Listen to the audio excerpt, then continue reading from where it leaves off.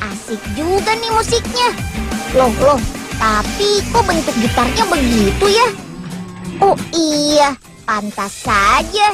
Ini kan di Jepara, salah satu kota di Jawa Tengah yang terkenal dengan hasil ukiran dan pahatannya. Yang ini namanya gitar carving atau gitar ukir. Wih, bentuknya keren-keren banget ya. Sebagai produsen gitar carving pertama di Jepara, usaha ini sudah muncul sejak tahun 2000 lalu. Sudah 15 tahun dong ya. Gak sembarangan orang bisa membuat gitar bernilai seni tinggi seperti ini. Butuh ketelitian dan kesabaran lo membuatnya. Penasaran gimana membuatnya? Ayo ikut Unyil jalan-jalan ke lokasi pembuatannya. Ayo Nyil nyanyi. Urusan petik gitar mah serahin aja sama Mbul. Waduh, nyanyi apaan ya? Ayo deh. Tuaga, laptop si Unyil, kita belajar bersama. Laptop si Unyil, kita belajar bersama. Aduh. Siang-siang begini berisik bener di luar. Siapa sih? Ya, Dua anak ini masa bikin itu orang doang juga bisa siapanya? tidur. Lanjut deh. Laptop si Unyil, kita berisik. belajar Nggak tahu apa ini bersama. waktunya orang tidur Laptop siang, si ya? Unyil. Pulang. Aduh, Iya, Pak, iya. Ampun Pak Raden, ampun. Ayo Mbul, kita kabur ke tempat gitar carving aja yuk. Ayo. Gara-gara suara Unyil si cempreng. Ketahuan kan sama Pak Raden? Awas ya. Jangan balik lagi ke sini. Bapak pites kamu nanti ya. Pertama kali, yuk siapkan kayunya. Membuat gitar carving menggunakan kayu lokal seperti ebony dan mahogany, dan kayu impor seperti alder, rosewood, dan maple. Potong kayu sesuai kebutuhan. Nah, baru deh cetak pola di atas kayu yang sudah terpotong. Ayo Farel, dibantu ya omnya. Haluskan juga bagian permukaan kayunya agar rapi dan rata. Serut-serut. Kemudian oleskan lem pada kedua bagian dalam kayu yang sudah dipola menjadi bodi gitar. Ikat kuat di setiap ujungnya dan tunggu sampai benar-benar merekat selama 3 jam. Sip, waktunya memotong nih. Gunakan mesin potong besar ini untuk mendapatkan hasil potongan rapi sesuai pola. Aduh, hati-hati ya Pak, tajam banget tuh. Untuk menghasilkan permukaan kayu lebih halus, yuk serut lagi sampai benar-benar membentuk bodi dan neck gitar yang diinginkan.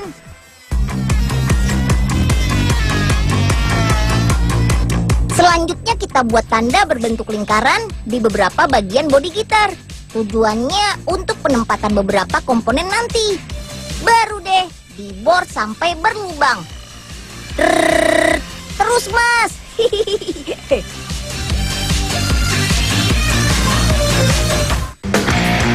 Ini tahapan inti, mendesain dan membuat sketsa bentuk gitar mau dijadikan seperti apa. Wih, dilihat dari rumitnya sih, pasti cuma mas yang jago gambar aja nih yang bisa. Sampai sekarang sudah ada puluhan desain gitar yang dibuat. Bukan sembarang desain loh. Setiap desain memiliki nilai cerita dan tema yang bersambung. Jadi selain menonjolkan seni mengukirnya, gitar ini juga penuh makna dengan suguhan cerita tentang alam dan budaya Indonesia loh. Wih, keren ya. Waktunya memahat nih. Ada gitar yang dipahat dengan mencetak gambar, tapi ada juga yang dipahat langsung dengan sketsa yang sudah dibuat di bodi gitar. Wah, lihat deh, pisau pahatnya saja beraneka ragam tuh. Fungsinya pun berbeda-beda tiap pisaunya. Memahat dan mengukir gitar sampai tuntas gak bisa dilakukan dalam sehari. Bahkan bisa sampai berminggu-minggu loh. Bodi dan neck selanjutnya dicat sesuai selera. Terakhir, semprot cat yang fungsinya mengkilapkan gitar. Jemur sampai benar-benar kering deh. Siap rangkai. perhatikan ya masing-masing komponennya. Salah pasang bisa jadi nggak muncul suara gitarnya nih. Dalam satu rangkaian gitar terdiri dari beberapa bagian. Di antaranya body, neck, headstock, tuning patch, pick up, tremolo, bridge, dan senar. Semua bagian dirangkai menjadi satu sampai membentuk gitar listrik yang utuh. Coba deh, sekarang kita tes suaranya ya, Mas. Sip, berhasil. Gitar ini dijual mulai dari 5 juta sampai 25 juta rupiah. Gak cuma di Indonesia pencintanya, tapi sudah sampai ke Amerika, Inggris, Belanda, Dubai, dan Malaysia. Keren banget kan? Ayo Kak Garin, sekarang waktunya unjuk kebolehan nih. Kalau gini sih, Unyil cuma bisa joget deh, nggak bisa petiknya.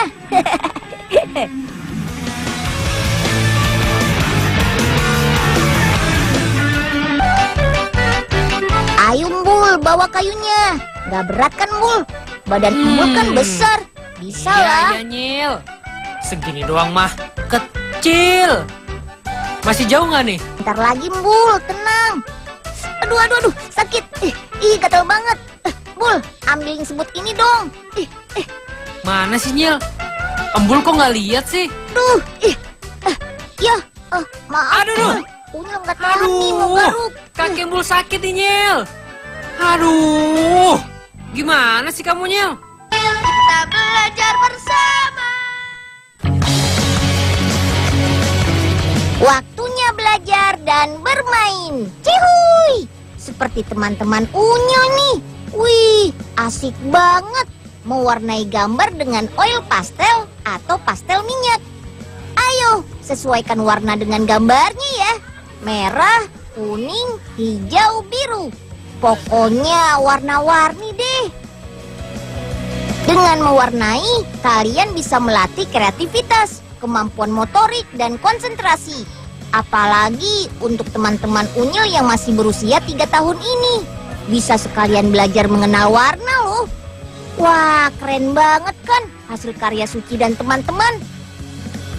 Biar tambah pintar, yuk sekarang Unyil ajak teman-teman ke pabrik pembuatan pastel minyak.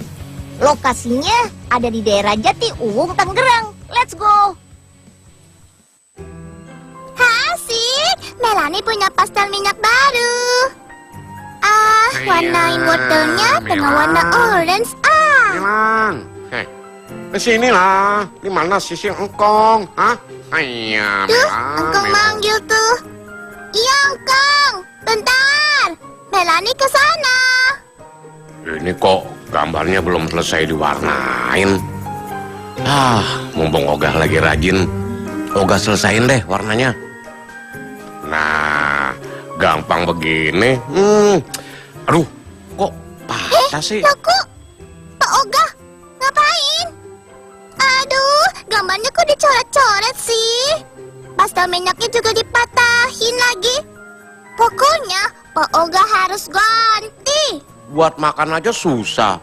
Pak Ogah nggak punya uang buat beli yang baru. Pokoknya harus ganti. Udah Melan, nanti diganti. Ayo Pak, ikut Unyil ke pabrik pastel minyak. Untung ada Den Unyil. Makasih Den. Den Unyil aja yang pergi. Pak Ogah tunggu di sini ya. Enak aja. Ayo Pak Ogah, ikut. Melanie tunggu ya.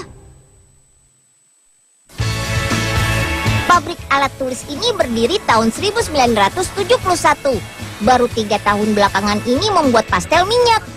Pabrik ini pertama dan satu-satunya pembuat pastel minyak di Indonesia loh. Mantap deh.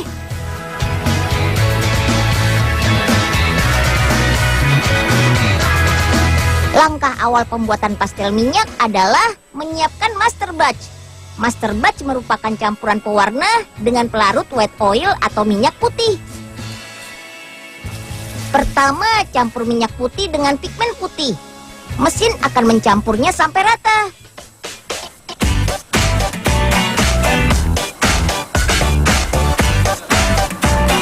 Selanjutnya masukkan pigmen oranye. Karena hari ini kita akan buat pastel minyak berwarna oranye.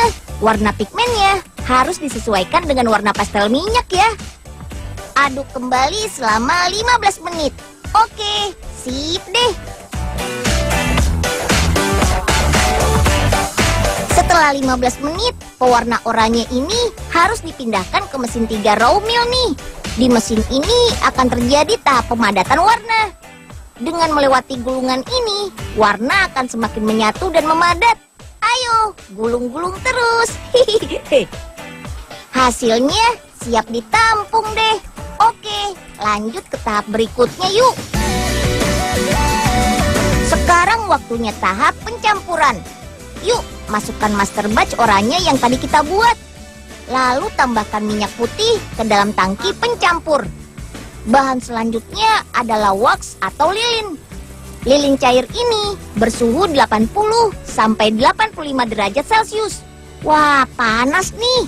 Hati-hati ya, Mas. Lilin ini berfungsi sebagai bahan pengeras pastel minyak di saat kondisi suhu ruang 25 derajat Celcius.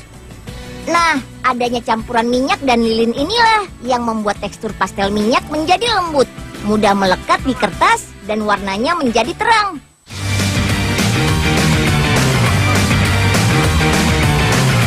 Terakhir, masukkan bubuk kalsium karbonat untuk melunakkan pastel minyak. Jadi, ketika digunakan untuk mewarnai, pastel minyak lunak nggak keras. Oke deh, semua bahan sudah masuk.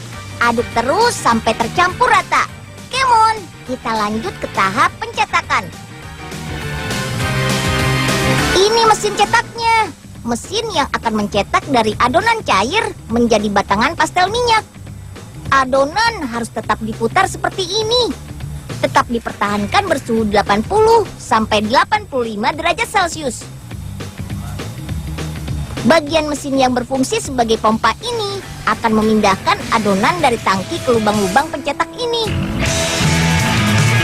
Air pendingin akan mengalir di dalam lubang-lubang cetak. Suhu adonan yang awalnya 80 sampai 85 derajat akan turun menjadi 25 derajat Celcius. Adonan pun akan berubah dari cair menjadi padat. Dalam hitungan setengah menit, 1, 2, 3. Yeay! 12 pastel minyak keluar dari lubang pencetak. Tusuk kayunya membantu mengeluarkan pastel minyaknya tuh.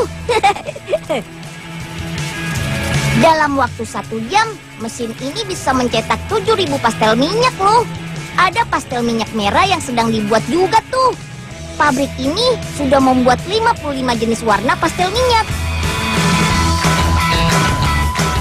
Oke, sekarang lanjut ke tahap pelabelan.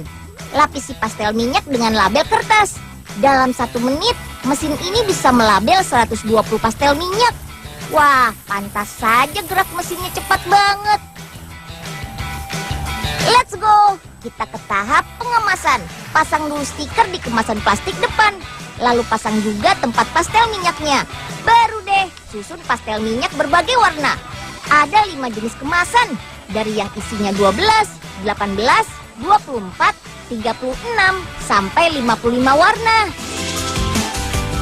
Oh iya, karena terbuat dari bahan-bahan yang aman, pastel minyak ini tidak mengandung racun, tidak menyebabkan iritasi kulit, jadi aman digunakan.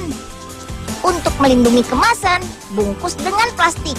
Untuk merekatkan, masukkan ke mesin shrink wrap atau mesin pembungkus. Sip, pastel minyaknya siap dikirim ke seluruh Indonesia. Duh, ini nyusun dari tadi kagak selesai-selesai nih. Warna banyak banget. Ada biru tua, biru muda. Sekalian aja biru setengah tua sama biru setengah muda. Ya, Pak Oga ngedumel aja sih. Ayo Pak, buruan. Sudah selesai belum? Sudah ditunggu Melani nih. Kalau cuma 5 warna sih cepet. Ini warnanya ada puluhan, Den. Pusing pala Barbie. Maksudnya pala Pak Oga. Ah, Pak Oga, alasan aja nih. Udah, Aduh. ayo Pak. Sakit kejepit nih tangan Pak Oga. Aduh. Maaf Pak Oga. Unyil nggak sengaja. Wow, siapa sih yang nggak kenal batu akik? Akhir-akhir ini batu akik mulai digemari banyak orang loh. gak cuma kalangan pria saja. Ibu-ibu juga suka tuh pakai perhiasan dari batu akik. Seperti cincin, gelang, ataupun liontin kalung ini. Di Indonesia, ada ratusan jenis batu akik yang berasal dari berbagai daerah, mulai dari Sabang sampai Merauke. Salah satunya adalah batu akik dari Kalimantan Timur ini. Namanya batu fosil kayu ulin. Yaitu jenis batu akik yang berasal dari fosil kayu ulin berusia jutaan tahun. Penasaran dengan batu fosil kayu ulin ini? Ayo deh, ikut Unyil. Kita cari batunya dulu. Ada Caca, Dudin, dan Jack. Wah, pasti mereka lagi pada nyari batu tuh. Wih, bener kan? Mereka dapat tuh. Bebatuan khas Kalimantan Timur bisa kita temukan di kawasan hulu sungai dan pedalaman hutan. Seperti di sekitaran air terjun Bukit Biru yang ada di daerah Tenggarong ini. Oke, kita bawa ke kota yuk. Cari perajin batu akik yang bisa mengolahnya. Batu akik ini nggak ada matinya loh. Koleksi sebanyak ini bisa laku sampai ratusan juta pasti. Wah, banyak banget Pak koleksi batunya. Jenis apa aja nih Pak? Nak Unyil nggak akan ngerti. Kamu kan anak kecil. Ini semua ya Pak Raden dapatkan dari berbagai daerah di Indonesia. Iya sih Pak, Unyil kurang paham sih kalau masalah batu-batuan begini. Ada batu bara nggak Pak? Aduh, pagi-pagi udah sok gosok batu. Kayak ndak ada kerjaan lain aja Pak Raden ini. Gosok batu akik juga bukan batu sembarangan loh. Ini semua ya sama harganya dengan lahan besi tua Ibu Juhanda. Alah, jangan sombong dulu sampean Pak. Kalau cuma tuh batu kerikil kayak begini, saya punya banyak di rumah. Ayo Nyil, antar Bu Juria dulu ambil tuh batu. Loh, batu apaan Bu? Aduh. Di Tenggarong ada perajin batu akik yang terdiri dari sekumpulan ibu rumah tangga. Pelopornya bernama Ibu Rahayu. Nah, kebetulan nih, Caca dan teman-temannya bawa batu temuan mereka ke Bu Rahayu ini. Sip, langsung saja yuk, kita proses. Pertama, buat garis pada batu untuk menandai batas saat akan dipotong. Baru deh, potong batunya menggunakan mesin. Pastikan mesin pemotongnya benar-benar tajam ya, biar hasil potongannya lebih rata dan sempurna. Ayo Bu, kita mulai.